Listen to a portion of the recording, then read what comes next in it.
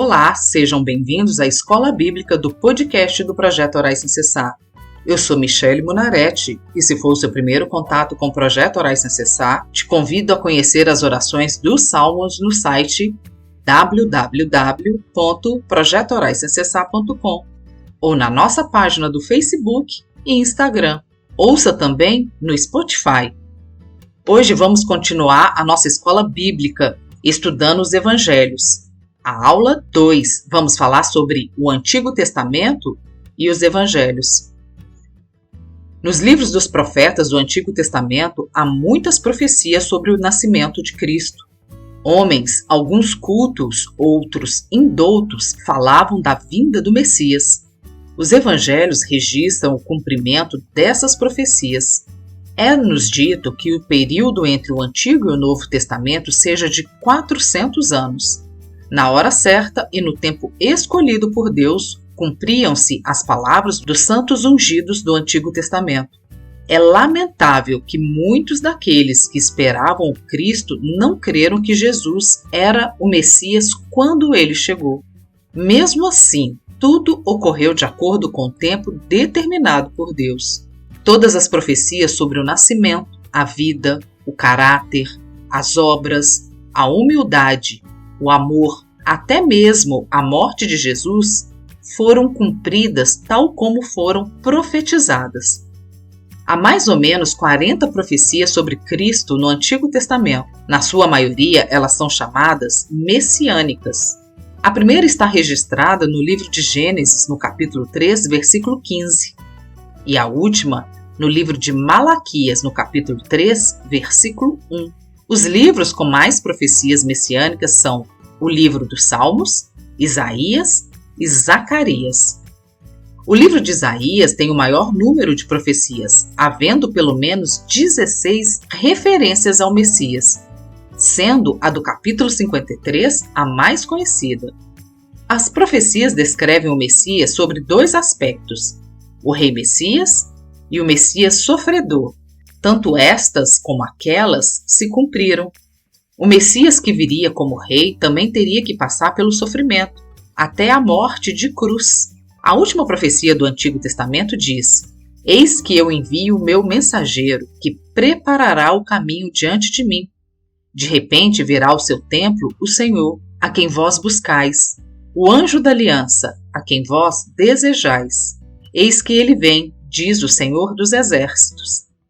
Agora vamos falar um pouco sobre o cenário judaico. O judaísmo, no primeiro século da era cristã, era uma religião baseada na revelação de Deus através das Escrituras, isto é, da lei e dos profetas. Os judeus enfatizaram o monoteísmo e não era permitido sequer louvar ou admitir a existência de qualquer outro Deus. Para entender bem o Novo Testamento, é importante estudar o judaísmo, pois o cristianismo teve sua origem no judaísmo. Os ensinamentos do Novo Testamento sobre Deus, homem, pecado, salvação, graça, oração e etc. têm suas raízes nas páginas do Antigo Testamento. A história dos judeus inclui guerras, fugas, exílios e a influência humana de nações pagãs. Muitos abraçavam o culto pagão e a idolatria e desprezavam o Deus de seus pais. Nos tempos de Judá, conforme o seu reino, a nação amava ou desprezava o verdadeiro Deus. A certa altura da história, foram os judeus forçados a cessar os sacrifícios de animais e daí em diante começaram a estudar a lei, o Torá. O escriba, que era a pessoa que estudava e interpretava a lei, passou a ser pessoa de grande prestígio entre os judeus. Até esse ponto, o Templo de Salomão tinha sido o lugar central de adoração para os judeus. Mas depois, um novo centro de adoração surgiu após o exílio, a sinagoga. Ela era também o centro social e educacional da comunidade. O rabino tomou o lugar do sacerdote. Muitas sinagogas começaram a aparecer, não somente na Palestina, mas também em outras nações, onde havia núcleos de judeus. Os judeus prosseguiam observando as festas, que se originaram no tempo do Pentateuco, sendo a Páscoa a mais significativa. Dentro do judaísmo havia várias seitas religiosas. As mais conhecidas eram as dos fariseus e saduceus. Você sabe quem foram os fariseus e saduceus? Bem, a origem mais próxima do nome fariseu está no latim, que por sua vez deriva do grego, assentando do hebraico. Esta palavra vem da raiz parash, que basicamente quer dizer separar, afastar. Assim, o nome prushim ou perushim é normalmente interpretado como aqueles que se separaram do resto da população comum para se consagrar ao estudo da Torá e das suas tradições. Os fariseus eram conhecidos pela observância rígida, não apenas da lei escrita, mas da tradição oral. Para eles, essa lei oral, que segundo dizia, havia sido preservada pelos homens importantes da sinagoga, recuando até Esdras, e antes dele pelos profetas, anciãos, Josué, e finalmente remontando até Moisés. Precisava ser observada com rigor, e assim faziam, honrando-a até mais do que a lei escrita. A doutrina dos fariseus considerava a soberania de Deus nos decretos divinos, a responsabilidade moral do homem, a imortalidade da alma, a existência dos espíritos e a ressurreição do corpo. Eles também criam na doutrina da retribuição, onde castigos e recompensas estavam reservados para a vida futura de acordo com a vida presente. Além disso, eles também enfatizam ao máximo a importância do dízimo e a observância das leis sabáticas. Aparentemente, o partido dos fariseus no tempo de Jesus não tinham entre seus integrantes os sacerdotes, e talvez sua maioria fosse formada de escribas.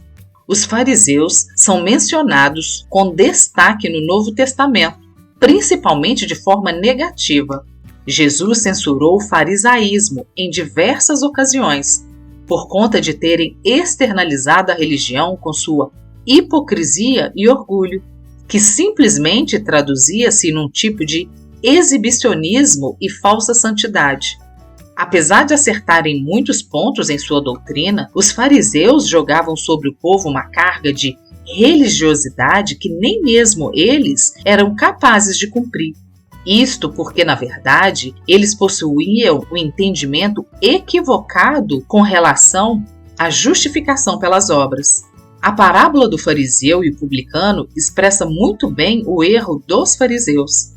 É por isso que Jesus chamou os fariseus de sepulcros caiados, filhos daqueles que foram responsáveis por assassinarem os profetas e os homens justos, desde Abel até Zacarias. Para o Senhor Jesus, eles eram cegos conduzindo outros cegos. Também é verdade que alguns fariseus mostravam certo respeito por Jesus. O caso mais conhecido é do fariseu Nicodemos, que provavelmente tornou-se um seguidor do Senhor. No entanto, de modo geral, os fariseus tiveram participação ativa na conspiração contra a vida de Jesus. Além de Nicodemos, a Bíblia aponta outros notáveis integrantes desse partido, como o mestre Gamaliel e o próprio Paulo de Tarso, antes de ser convertido ao cristianismo. Após a revolta contra Roma e a consequente queda de Jerusalém no ano de 70 d.C., grupos como os saduceus, essênios e os zelotes desapareceram, e os fariseus se tornaram a expressão máxima da religião judaica. De modo que, com o tempo, o farisaísmo se tornou sinônimo do próprio judaísmo. Agora vamos falar sobre os saduceus. Os saduceus eram um partido religioso e aristocrático que emergiu no período entre o Antigo e o Novo Testamento. O partido dos saduceus era formado principalmente por famílias sacerdotais. Por isso, geralmente, o sumo sacerdote pertencia a este grupo. Os saduceus são mencionados diversas vezes no Novo Testamento, sobretudo em oposição a Jesus Cristo. Além do texto bíblico, os saduceus são também mencionados em fontes históricas do período em que estiveram em atuação. Não é possível determinar com exatidão como o partido dos saduceus se originou. Por conta disso, também não se conhece a raiz e o significado exato do seu nome. Muitas teorias já foram levantadas na tentativa de responder a estes questionamentos. O problema é que a maioria dos registros sobre quem eram os saduceus não traz um relato detalhado e imparcial sobre eles. Dentre todas as teorias que falam da origem dos saduceus, a mais plausível conecta o nome desse partido a Zadok, o sumo sacerdote. Zadok compartilhou o sumo sacerdócio com Abiatar enquanto Davi foi rei de Israel. Depois, durante o reinado do rei Salomão, Zadok foi escolhido como único sumo sacerdote. Então, os descendentes de Zadok mantiveram o ofício de sumo sacerdote durante muito tempo. Acredita-se que no período interbíblico, quando os saduceus surgiram, o sumo sacerdócio ainda pertencia à casa de Zadok. Ainda dentro dessa linha de pensamento, existe muita discussão acerca da forma original que o partido dos saduceus surgiu. Alguns acreditam que eles surgiram originalmente como um partido político. Outros pensam que o grupo dos saduceus nasceu com um propósito especialmente religioso. Há ainda aqueles que defendem que em sua origem os saduceus eram um partido puramente aristocrático. Mas seja como for, entre os saduceus dos dias do Novo Testamento estavam os sacerdotes e a elite de Jerusalém. Isso significa que muitas das pessoas mais ricas e influentes do eixo político-religioso dos judeus pertenciam a este grupo. De forma geral, os saduceus reconheciam apenas o Pentateuco como escritura, com autoridade suprema. Para eles, a lei escrita por Moisés era superior aos escritos dos profetas e às demais obras, diferentemente dos fariseus. Eles rejeitavam terminantemente as tradições orais. Durante o ministério de Jesus e depois no período apostólico, os saduceus estavam intimamente relacionados ao sacerdócio e às questões do templo. Politicamente, eles apoiavam o Estado atual. Eles não formavam um grupo tão numeroso e popular como os fariseus, mas tinham entre os seus membros e apoiadores as pessoas mais poderosas. Por causa de sua ênfase materialista e seu comodismo, para os saduceus, as coisas deveriam permanecer como estavam.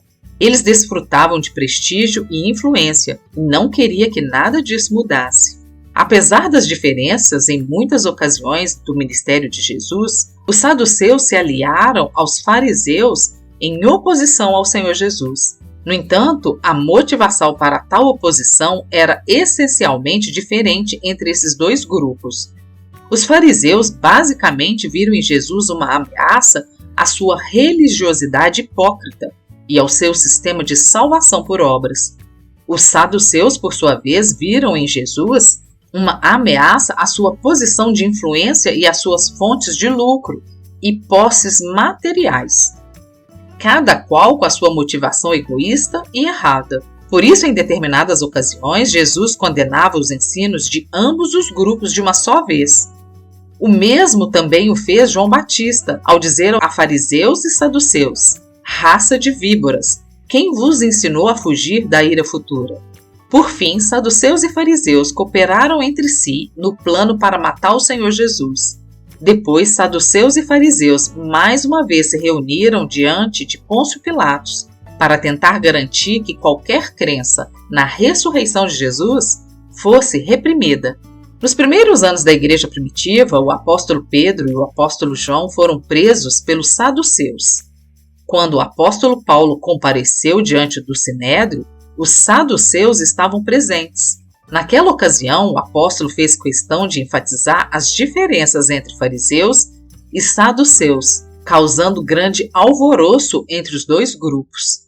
O farisaísmo tornou-se o alicerce do judaísmo ortodoxo moderno. Pois bem, por hoje é só. Acompanhe as próximas aulas do Escola Bíblica do Projeto Orais Sem Cessar. Sejam bem-vindos e acompanhem às segundas e quintas-feiras o projeto Orais Sem Cessar. Se você quer fazer um pedido de oração ou ter acesso a todas as orações escritas e aos episódios gravados, siga a página do Projeto Orais Sem Cessar no Facebook ou entre no site www.projetoraissemcessar.com. Te vejo lá!